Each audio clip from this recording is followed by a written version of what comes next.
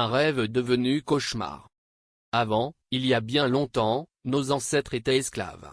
Ils vivaient dans la douleur, la souffrance, l'injustice.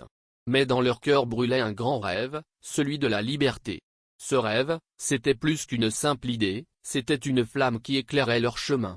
Ils aspiraient à un avenir meilleur, non seulement pour eux, mais pour leurs enfants et leurs petits-enfants. Ils voulaient que leurs descendants vivent dignement, qu'ils puissent marcher la tête haute, qu'ils ne soient plus jamais enchaînés ni humiliés.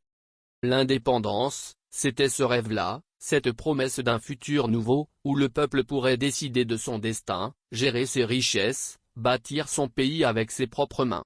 Ce rêve a poussé beaucoup à se battre, à résister, à croire en des jours meilleurs.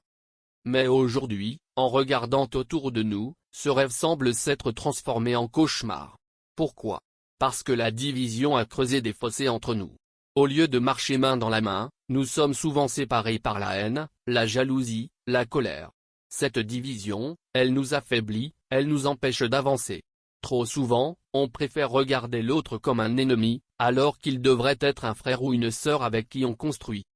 Et puis, il y a cette histoire d'indemnité pour les colons.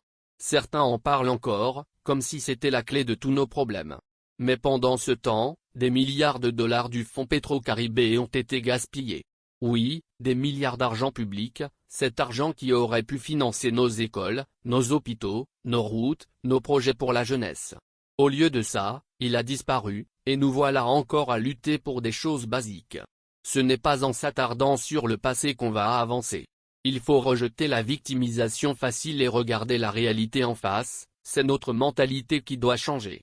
Il faut qu'on arrête de toujours blâmer les autres et qu'on prenne nos responsabilités. Car c'est dans l'unité qu'on trouvera la force de reconstruire. L'unité n'est pas juste un mot, c'est un engagement, un choix quotidien. Mais pour qu'il y ait unité, il faut d'abord de l'amour. Pas cet amour qui se limite aux mots, mais un amour vrai, sincère, qui nous pousse à pardonner, à tendre la main à celui qui souffre, à partager ce qu'on a, même quand ce n'est pas beaucoup. L'amour est la base, la clé qui ouvre la porte de la solidarité et de la paix. Sans amour, pas d'unité. Sans unité, pas d'avenir. Voilà la vérité simple.